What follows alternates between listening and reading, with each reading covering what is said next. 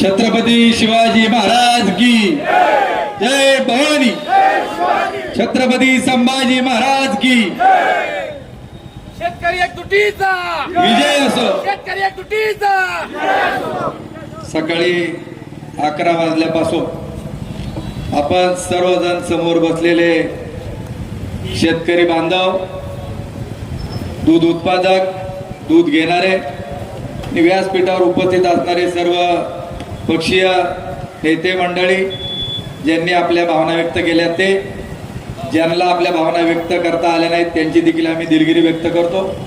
पत्रकार बंधू भगिनी, तरुण सहकारी मित्रांनो, की 12 ज्योतिर्लिंगापैकी एक असणाऱ्या श्री क्षेत्र भीमाशंकरची ही भूमी छत्रपती शिवरायांची, संत माऊलींची, तुकाराम महाराजांची, आणि या भूमीला ज्यावेळी भेसळयुक्त म्हणून आंबेगाव तालुका असेल, शिरूर असेल, जुन्नर असेल, खेड असेल, याचा उल्लेख राज्यामध्ये, देशामध्ये ज्यावेळी जातो त्यावेळी तुमची आमची मान ही शर्मेने त्या ठिकाणी खाली घालावं लागते।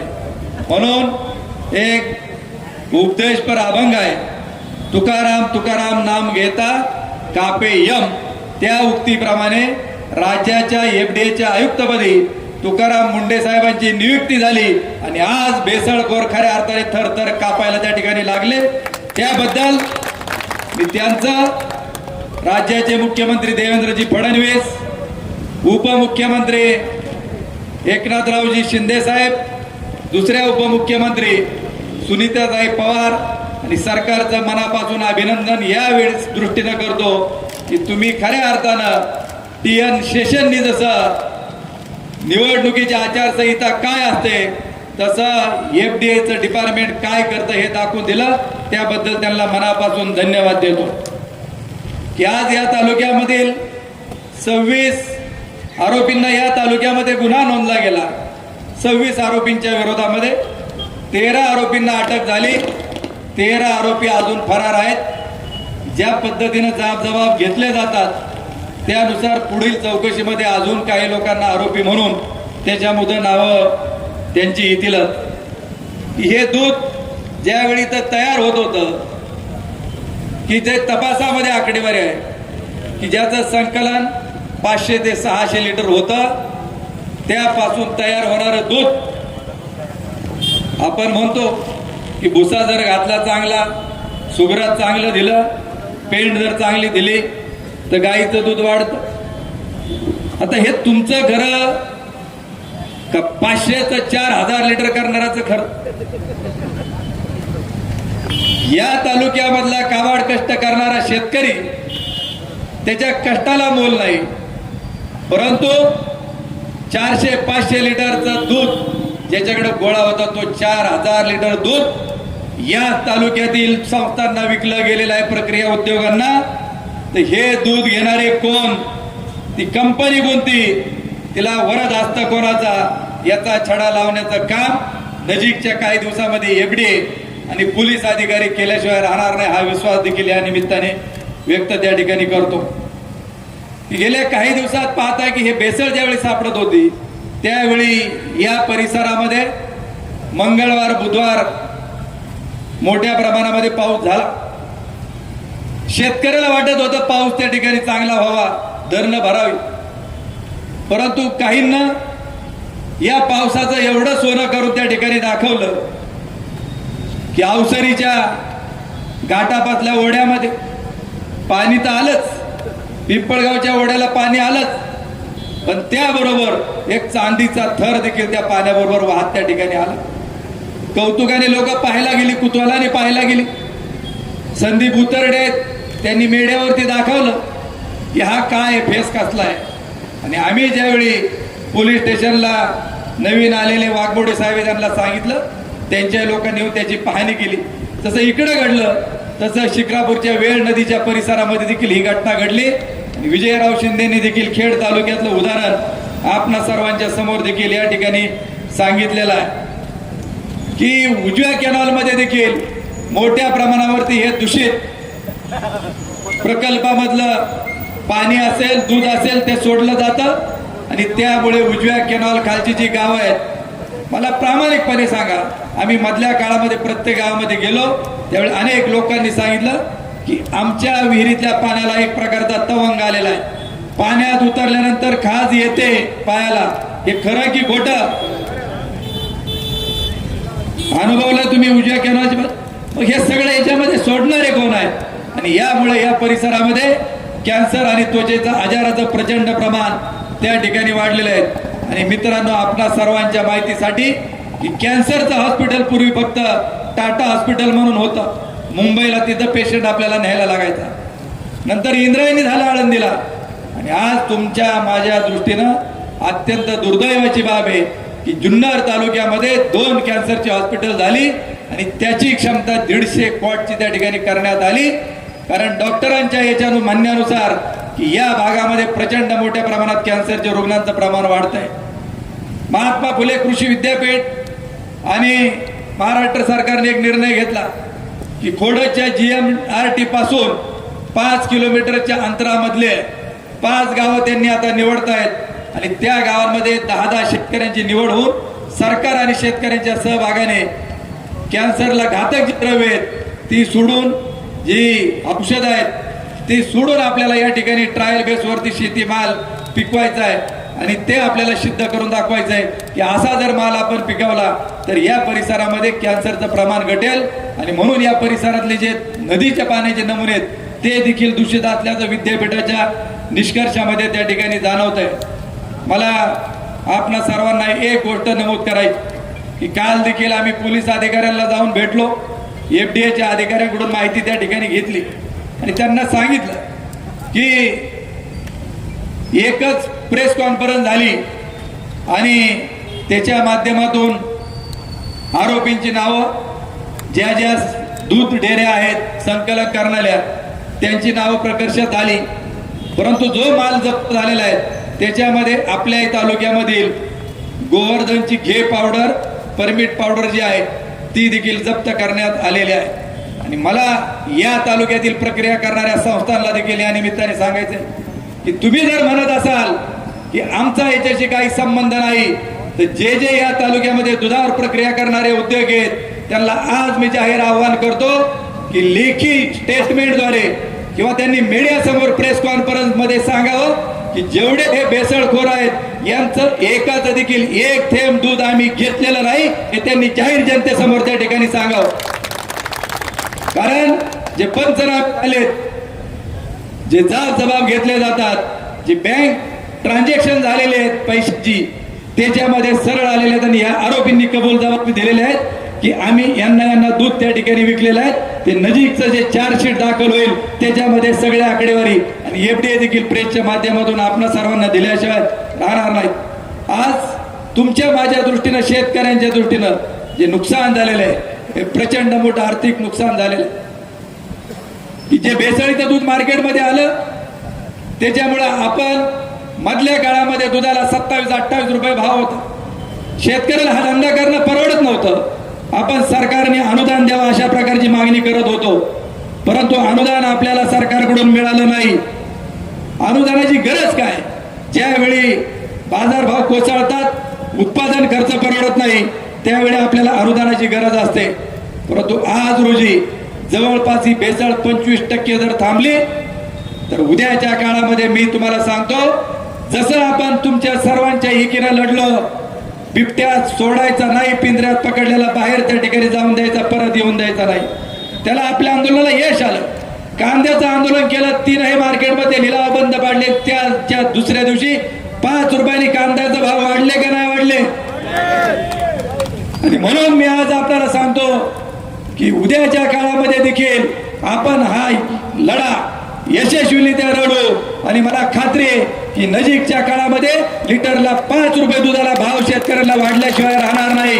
हे देखील सरकार याच्यामध्ये दखल घेतल्याशिवाय राहणार नाही, हे देखील मी सांगतो. आणि आजपर्यंत 5 रुपये लिटर प्रमाणे जी जवळपास 200 ते 250 करोड रुपयाची नुकसान झालेली शेतकऱ्यांची, ही जबाबदारी कोणाची हे देखील हे टाळू शकत नाही. या बेसळीचा सूत्रधार कोण? आणि उद्याच्या काळामध्ये आम्हाला हा बेसळीचा गोवर्धन काढल्याशिवाय थांबायचं नाही, हे देखील मी आपल्या सर्वांना या निमित्ताने सांगतो. जे आरोपी आहेत त्यांची नावं देखील निष्पन्न त्या ठिकाणी झालेत. संदीप लोढा, संदीप लोढा. अनेकांनी सांगितलं, तुमच्या माहिती करता मी त्या दिवशी मीडियाला देखील सांगितलं की पहिला गुन्हा याच्यावरती 2005 ला दाखल झाला, दुसरा 2008 ला दाखल झाला, तिसरा गुन्हा 2020 ला दाखल झाला आणि चौथा गुन्हा 2026 ला त्या ठिकाणी दाखल झाला. मागील 3 गुन्ह्यामध्ये त्याला निर्दोष त्या ठिकाणी सोडण्यात आलं. तो गुन्हेगार आहे हे या तालुक्यातील आमदार दिलीपराव वळसे पाटील यांना माहित नाही का की जो माणूस जिल्हा दूध संघाचा संचालक, त्यांच्या राष्ट्रवादी पक्षाचा अध्यक्ष, जिल्हा परिषदेचा सदस्य विष्णू हिंगे याच्या समवेत 24 तास असतो. विष्णू हिंगेला देखील मला विचारायचंय की या जिल्ह्याचा जो सहकारी दूध संघ आहे, त्याचं अवसरी दूध शीतकरण केंद्र आहे, ती तुमची काही खासगी मालमत्ता नाही. यांचा मुक्काम राज रोज शेतकऱ्यांकरता असणारं गेस्ट हाऊस शेतकऱ्याला नाही, पण यांची सगळी राहण्याची व्यवस्था आहे. आणि तिथं हा संदीप लोढा, सुशांत हिंगे हे काय त्या ठिकाणी तुमच्या सोबत करत असतात. तुमची गाडी देखील चालवायला तो त्या ठिकाणी असतो. याचे सीसीटीव्ही फुटेज देखील पोलीस आणि एफडीआयने त्या ठिकाणी घेतलेले आहेत. हे देखील त्यांना या निमित्ताने मी जाहीर सांगतो. हे ब्रॅकेट कसं आहे की हा माल घेतलेला सगळ्यात महत्वाचा गेला कुठं, हा आमचा सवाल त्यांना आहे. हे म्हणतात आमचा काही संबंध नाही. विष्णू हिंगे यांच्या पक्षाचा अध्यक्ष, त्याचप्रमाणे राजेंद्र सांडभोर आपल्याच मतदारसंघात त्यांची पत्नी पंचायत समितीला निवडून आलेले, शुभम वाढोंची बहीण पंचायत समितीला त्या ठिकाणी निवडून येते. पोंदेवाडी गावचा आता सोशल मीडियाला एका टाकले की म्हणले देवदत्त निगमने आपल्या गावाची बदनामी त्या ठिकाणी केली, पोंदेवाडी त्यांना एंट्री त्या ठिकाणी द्यायची नाही. कालच मी इरकरांच्या कुटुंबाला भेट देऊन आलो, आज दशक्रिया होती. तुम्ही पोंदेवाडीकर इथं बसलेले आहात की मला तुमच्या गावामध्ये येऊन द्यायचं नाही, तुम्हाला विष खायचंय का हा तालुका विषमुक्त करायचा आहे, हे या तालुक्याने ठरवलं पाहिजे. हे देखील मला या निमित्ताने सांगा. आणि आम्ही कोणाला घाबरत नाही. ज्या दिवशी आम्ही ठरवलं की जे काय व्हायचं असेल ते होईल, पण आपण गोरगरिबांकरता त्या ठिकाणी लढत राहायचंय. चौथं नाव देखील याच्यामध्ये एक आहे की जो वैभव हांडे म्हणून जो आरोपी जुन्नर मधला आहे, उमरतचा आहे, वरच्या उमरतचा, त्याची बहीण या तालुक्यातील अनुसया महिला पतसंस्था कोण अध्यक्ष आहे आणि त्या पतसंस्थेची व्हाईस चेअरमन वैशाली दिलीप बेंडे यांचा तो सक्का भाऊ आहे. आणि हे 4चे 4 जण या आमदार तालुक्याचे दिलीपराव वळसे पाटील यांच्या संबंधित आहेत. हे देखील आम्ही स्पष्टपणे या ठिकाणी सर्वांना जाहीर सांगू इच्छितो. एक सोशल मीडियाला काही लोक आहेत, आता काही तर हजर नाहीत, प्रत्येक वेळी आव आणून सांगतात की राजेंद्र तांबडे हा देवदत्त निकम यांचा कार्यकर्ता आहे. ज्यावेळी राजेंद्र तांबडेचं नाव आलं त्या क्षणी मी राजेंद्र तांबडेला फोन केला. म्हणलं राजू कुठे आहे? म्हटलं मी घरी आहे. अरे म्हणलं तुझं नाव आहे, तुला अटक झालेली. म्हटलं कशामध्ये? म्हणलं अशा अशा दूध भेसळीच्या याच्यात. म्हणला आमच्या गावामध्ये एक राजेंद्र कुंडलिक तांबडे म्हणला, मी स्वतः गावचा उपसरपंच आहे, तो देवदत्त निकमचा कार्यकर्ता हे आम्हाला मान्य. आणि दुसरा जो आतमध्ये गेलेला आहे तो राजेंद्र दगडू तांबडे हा कोण आहे याचा शोध ज्यांनी जे टाकलंय त्याला आम्हाला हे विचारायचं की त्याचा शोध तू घे. माझं म्हणणं त्याच्या पुढचं आहे की उद्या जर देवदत्त निकमच्या रक्ताच्या नात्यातलं जर कुणी असेल तर तो जेलमध्ये त्या ठिकाणी घेतला पाहिजे. या भूमिकेची आमची कधी तडजोड होणार नाही आणि झाली देखील नाही. हे देखील मी स्पष्टपणे या निमित्ताने सांगू इच्छितो. आमदार साहेब गेले होते परवा आश्रम शाळेमध्ये, बुधवारी का गुरुवारी, कोटमदऱ्याला सेंट्रल किचन आदिवासी मुलांना कशा प्रकारे अन्न दिलं जातं. वळसे पाटील साहेब मला तुम्हाला हे विचारायचंय की आज जसे गेले ना तुम्ही, तसंच ऑगस्ट 2024 मध्ये त्याच आश्रम शाळेमधील मुलांना सोयाबीनच्या भाजीमध्ये आळ्या निघल्या होत्या, त्याचं तुम्ही काय केलं याचं उत्तर तुम्ही त्या ठिकाणी द्या. त्याचप्रमाणे ज्यांनी हा विषय उघडकीस आणला की ऑगस्ट 2024 मध्ये आश्रम शाळेतील मुलांना टेट्रापॅक सुगंधी दूध गोवर्धनचं 146 रुपये लिटरचं दिलं जात होतं. इंग्लिश मिडियमची शाळा घोडेगावची, त्या दुधामध्ये पहिल्या आळ्या सापडल्या प्रवीण पारधी यांना. त्याच्यानंतर सगळं मीडियाला आलं, आंदोलन झाली आणि मला नोटीस धाडली गेली गोवर्धनच्या माध्यमातून पराग मिल्कने 9 ऑगस्टला की तुमच्या विरोधामध्ये 100 कोटीचा आवर नुकसानीचा दावा दाखल करण्यात येत आहे. काय उत्तर द्यायचं मी आमच्या वकिलाच्या मार्फत त्या ठिकाणी दिलं. आजपर्यंत या घटनेला आता ऑगस्ट मध्ये 2 वर्ष होईल, परंतु येवले साहेब अजून माझ्या विरोधामध्ये कोर्टामध्ये केस त्या ठिकाणी दाखल केली नाही. तुम्ही का घाबरलेत? तुमचं जर खरं होतं तर 100 कोटीचा दावा तुम्ही का दाखल केला नाही? आणि ज्या प्रवीण पारधीने ही केस उघडकीस आणली त्याचे नाव तुम्ही का केस मधून त्या ठिकाणी नोटीस मधून वगळलं? तर काय उत्तर आम्हाला मिळालं पंचायत समितीच्या निवडणुकीमध्ये की प्रवीण पारधीची बायको ज्योती पारधी हिला पंचायत समितीची उमेदवारी. आज जे ह्या आंदोलनामध्ये राष्ट्रवादी काँग्रेस पक्ष, अजितदादा यांचा पक्ष, ते इथं कुणी सहभागी नाहीत, त्यांनी त्यांना उमेदवारी दिली, त्या निवडून आल्या. आता काय काय दिलं आता माझ्याकडे नेमकं माहित नाही. माहित झाल्यानंतर प्रवीण पारधीला विचारायचं गाडी कुठून भेटली, जी गाडी चालवत होती गाडी कुणी दिली ती विचारायचा. मग निवडून आल्यानंतर की ज्यांनी भेसळ उघडून आले करून दिले असे मॅनेज होणार लोकांना जर तुम्ही त्या ठिकाणी पद देणार असेल तर तुमचा ह्या आदिवासी जनता कधी त्या ठिकाणी स्वीकार करणार नाही हे देखील त्यांना या ठिकाणी ठाम सांगतो. आणि ही तालुका ही भूमी आबो गिरूंची आहे, शहीदांची आहेत. काय होईल ते होईल, पण तालुक्यासाठी लढू, देशासाठी त्या ठिकाणी लढू हे देखील या निमित्ताने सांगू इच्छितो. आणि त्या प्रकरणाचं काय झालं याचं उत्तर देखील या तालुक्याच्या आमदारांनी दिलं पाहिजे. मला एक गोष्ट आवर्जून सांगायची की जे पोलिसने आता रेकॉर्ड केलेले आहेत, कोर्टाचे कागदपत्र सादर केलेत, या भेसळखोरांचं दूध ज्यावेळी सायबर डायनॅमिक्स डेअरीला यांनी द्यायचं ठरवलं, त्यांनी तपासलं आणि पत्र त्यांनी त्या ठिकाणी सायबर डायनॅमिक्सने दिलं की तुमच्या दुधामध्ये भेसळ आहे, आम्ही ते स्वीकारू शकत नाही. आणि तो पुरावा देखील पोलिसांनी हस्तगत केलेला आहे. त्या कंपनीचं देखील मी मनापासून अभिनंदन करतो. मग ह्या कंपन्यांनी का ते दूध स्वीकारलं हा आमचा त्यांना सवाल आहे. अरे आम्ही हिंदू आहोत का नाही? आपण हिंदू आहे, त्यांनी हात वर करा. मग जर आपण सगळे हिंदू आहोत, हिंदू मध्ये दुधाला पवित्र त्या ठिकाणी मानलं जातं. आमचा देव देवतांचा अभिषेक ज्यावेळी करायचा असतो तो दुधाने त्या ठिकाणी केला जातो. त्याचप्रमाणे आम्ही सत्यनारायणाची पूजा ज्यावेळी घालतो त्यावेळी आम्ही तीर्थ अमृत त्या ठिकाणी काका आम्हाला करून देतो, तीर्थ प्रसाद करून देतो. पहिला आम्हाला तीर्थ त्या ठिकाणी दिलं जातं, त्याच्यामध्ये दूध असतं, देवाला अभिषेक करताना त्याच्यात दूध असतं. मग आम्हाला हिंदूंना जर तुम्ही केमिकल त्या ठिकाणी खाऊ घातला असेल, चरबी युक्त त्या ठिकाणी दूध घातलं असेल तर आमच्या हिंदूंच्या ज्या भावना दुखावलेल्या आहेत याला जबाबदार कोण याचं उत्तर देखील त्यांनी दिलं पाहिजे. हा देखील आमचा त्यांना या निमित्ताने सवाल आहे.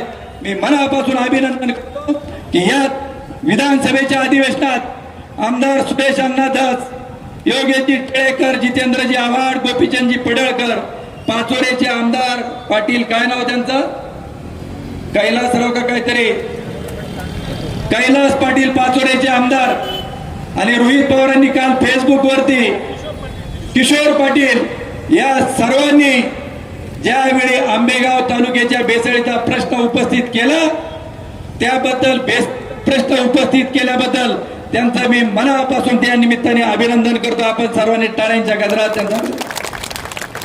परंतु खेद एका गोष्टीचा त्या ठिकाणी आहे की ही विधिमंडळामध्ये चर्चा चालू असताना या तालुक्यातल्या आमदारांना देखील आपण सांगितलं होतं 7 तारखेला की तुम्ही विधिमंडळामध्ये याच्यावरती बोला. त्याचबरोबर एक पत्र राज्याचे मुख्यमंत्री आणि तुकारामजी मुंडे आयुक्त यांना द्या की याच्यामध्ये मुळाच्या चौकशी मुळापर्यंत करा. जे कोणी दोषी असतील त्यांच्यावरती गुन्हे दाखल करा आणि याचा आवाज मी विधिमंडळात उठवल.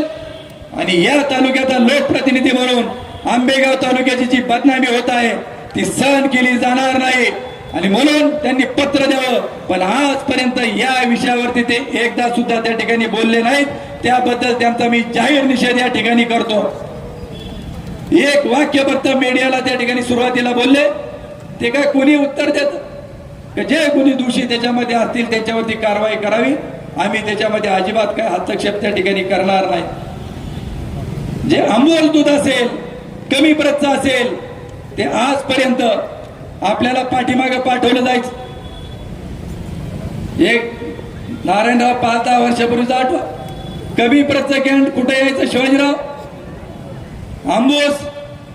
आज मला एक गवळ्याने हात वर करून सांगा की याच्यापैकी कोणाचं कमी प्रत आणि आंबूची दूध आपली दूध संकलनवाल्यांनी मागे पाठवलं.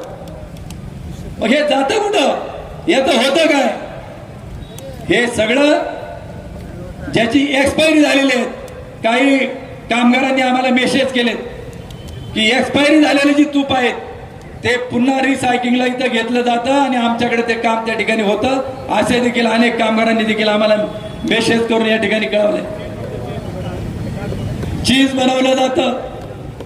मला जाताना दोनच गोष्टींचा आता उल्लेख या निमित्ताने करणार आहे की आता आपलं हे संपल्यानंतर पत्रकार निमंत्रण आहेत तुम्हाला. आता जनसंवाद मेळावा आयोजित केला शिवगिरी मंगल कार्यालय. भेसळखोरांचा, लाभार्थी असतील त्यांचा, की एक भीती तुम्हाला दाखवणार आहे आता. अरे ज्यावेळी बिबट्याचं आंदोलन झालं, कांद्याचं आंदोलन झालं, विजेचं आंदोलन झालं, त्यावेळी हेच आमदार म्हटले, वळसे पाटील, अरे आंदोलन करून यांनी करू, प्रश्न काही त्या ठिकाणी सुटत नाही. कांद्याकरता हे 27 मेला दिल्लीला गेले होते. म्हणले 8-10 दिवस थांबा. मला आज वळसे पाटलांना या निमित्ताने सवाल आहे की या तालुक्यातील किती कांदा तुम्ही दिल्लीत गेल्यानंतर नाफेडनी खरेदी केला आणि आजचा नाफेडचा दर काय हे त्यांनी जाहीरपणे या ठिकाणी प्रेसला त्या ठिकाणी सांगावं. तुम्ही लढला रस्त्यावर म्हणून तुमच्या कांद्याला भाव मिळतोय, म्हणून बिबट्याचा प्रश्न त्या ठिकाणी सुटला जातोय. आणि आज तुम्हाला सांगणार आहे की अशा पद्धतीने आपल्या तालुक्याची ही बदनामी केली जाते. उद्या इथल्यांनी जर दूध तुमची घ्यायची बंद केली तर तुम्ही त्या दुधाचं करणार काय? तुम्हाला मागचे सारखे दिवस पुढे येतील. दूध रस्त्यावरती ओतून द्यावं लागतील. या तालुक्यातलं दूध सांगणार 15 लाख लिटर आहे, 10 लाख लिटर दूध आहे. मित्रांनो, या डेऱ्यांवरती, या भेसळखोरांवरती छापे टाका. ही मागणी तुमच्यापैकी कोणी केली होती? आपण कोणी केली होती का मागणी? हे ठरवलं राज्य सरकारने. आणि त्यांनी जो चांगला अधिकारी आहे का जो सुतासारखा सरळ करेल त्या तुकारामजी मुंडेंची नियुक्ती राज्याच्या मुख्यमंत्र्यांनी केली. आणि त्यांनी सांगितलं कुणी बेसळखोर असो त्याला त्या ठिकाणी पकडा. उद्याच्या काळामध्ये या तालुक्यातलं दूध घेण्याची जबाबदारी देखील सरकारची त्या ठिकाणी आहे. आणि सरकारने सांगितलेलं आहे, विधिमंडळामध्ये अन्न खात्याचे मंत्री नरहरी झिरवळ साहेबांनी देखील सांगितलेले, कोणी असलं तर सोडणार नाही. शेतकऱ्यांच्या पाठीशी आम्ही ठामपणे उभं राहू. म्हणून तुमचं लक्ष त्या ठिकाणी विचलित करण्याचा प्रयत्न करतील, त्याला तुम्ही घाबरू नका. परत विचारतील की तुम्ही विधिमंडळात म्हणतील मी का बोललो नाही. या परिसरामध्ये प्रचंड मोठा पाऊस झाला, मोठं नुकसान झालं आणि नुकसानीची पाहणी करण्याकरता मी इकडे आलो. तुम्ही आले, धन्यवाद. पूर्वी येत नव्हते. आता 2-2 वर्षापूर्वी ज्यांच्या कुटुंबामध्ये एखादी घटना झाली असेल तिथं जायला लागलेत. लहान लहान मुलांचे मुके घ्यायला लागलेत. खंजेरी घेऊन आता नाचायला सुरुवात केली. अरे ही जनता ज्यांनी तुम्हाला 7 वेळा आता 8व्यांदा निवडून दिलं, ही काय विसरलेली नाही. ही तुमचा साहेब म्हणून असणारा तोरा. आणि या तालुक्यातील जनतेने तुम्हाला खाली उतरवण्याचं काम त्या ठिकाणी केलेलं आहे, हे देखील त्यांनी लक्षामध्ये ठेवावं. तुम्ही बुधवारी आले, गुरुवारी आले, मला आवर्जून सांगायचे तुम्ही पाहणी केली, त्यांच्या अगोदर आम्ही पाहणी केली. काही गावं आमची राहिलेत, आम्ही 2 दिवसामध्ये तिकडे जाणार आहोत. पाहणी केल्यानंतर गुरुवारचं अधिवेशन रात्रीचं पहाटे 3 वाजेपर्यंत चालू होतं, कारण शेजारच्या तालुक्यातील शिवसेनेचे आमदार बाबाजी काळे यांनी रात्री 2 वाजता त्या ठिकाणी भाषण केलं. तर रेकॉर्ड तुमच्या आमच्या सगळ्यांकडे आहेत. मग इथली पाहणी केल्यानंतर इथल्या लोकांना जर कॅन्सर होणार असतील, इथले लोक जर मरणार असतील, तर भेसळीपासून हा तालुका मुक्त करण्याकरता तुम्ही त्या दिवशी हाऊसमध्ये का गेले नाहीत, शुक्रवारी का गेले नाहीत, हा देखील आमचा त्यांना सवाल आहे. जांभुरीला गेले पाहणी करायला. आता वयोमानानुसार आपण आजारपणामुळे प्रत्येक स्पॉटवरती प्रत्येकाला जाता येईल असं काही नाही. ठीक आहे, गेलात पाहिलात, आम्ही मान्य करतो की प्रकृतीमुळे ठराविक स्पॉटला सगळे 100% जाऊ शकत नाही. परंतु तिथं गेल्यानंतर पावसा पाण्याचं नुकसानीचं विचारायचं सोडून दिलं. काय विचारलं जांभुरीच्या लोकांना माहिती आहे? जांभुरीच्या लोकांना पहिलं विचारलं, तुमच्या गावात मला मतदान किती, मला लीड का मिळालं नाही. तिथल्या लोकांनी सांगितलं, तुम्ही ही लोकशाही, कोणाला मत द्यायचा आमचा अधिकार आहे, तुम्ही तालुक्याचे आमदार आहेत, तुम्ही सरकारकडून काय मिळवून देणार ते बोला, मताची आकडेवारी त्या ठिकाणी बोलू नका. आता मताचं तर रोज ज्या गावात आहे तिथं पहिला सवाल, 1,500 निवडून दिलं कसं काय मंत्रीपद मागू, 1,500 निवडून दिलं कसं काय मंत्रीपद मागू. अरे डुप्लिकेट ट्रम्पेट आणि देवदत्त निकम जर नसता तर तुम्हाला घरी बसायला त्या ठिकाणी लागलं असतं, हे तुम्ही विचारता कामा नये. हे देखील मला या निमित्ताने आपल्या सर्वांना त्या ठिकाणी सांगायचंय. आणि म्हणून की आज त्यांनी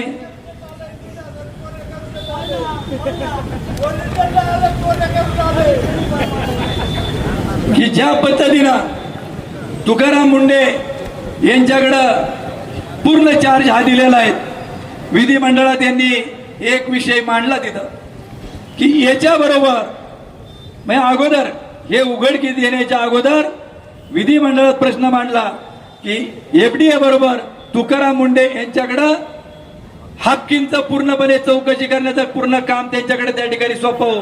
आमचा सवाल पत्रकार बांधवांनो आहे की इथं धाड पडायच्या अगोदरच यांना कुणकुण लागली होती का की मुंडे साहेब इथं लक्ष घालणार आहेत आणि त्याच्यामुळे यांना आपण तिकडं हाफकिनकडे त्या ठिकाणी डायव्हर्ट करावं, हा देखील आमचा त्यांना सवाल आहे. आणि जाता जाता एक 3 प्रश्न त्यांना या ठिकाणी विचारायचे की आजचा जनसंवाद आजच का, बिबट्यावरती का घेतला नाही आणि बिबट्यामध्ये आमच्या बरोबर आलेल्या गुन्हे का दाखल झाले नाहीत, कांद्यावरती तुम्ही रस्त्यावर का उतरले नाहीत. आणि त्याचबरोबर ज्यावेळी बीडचं प्रकरण झालं, संतोष देशमुख हत्या प्रकरण, तर त्यावेळी धनंजय मुंडेंना राजीनामा द्यावा लागला की नाही लागला. नाशिकचं अशोक खरात प्रकरण झालं, त्यांच्या अध्यक्षा रुपालीताई चाकणकरला राजीनामा दिला की नाही द्यावा लागला. आम्ही देखील या निमित्ताने सांगतो की आंबेगाव मंचरची झालेली जी बदनामी आहे याची नैतिक जबाबदारी स्वीकारून या तालुक्याचे आमदार दिलीप वळसे पाटील यांनी राजीनामा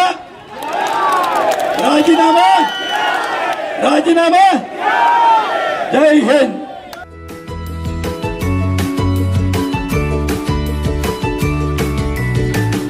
बातम्या शेतीच्या, बातम्या मातीच्या, बातम्या अन्यायाच्या, गुन्हेगारीच्या,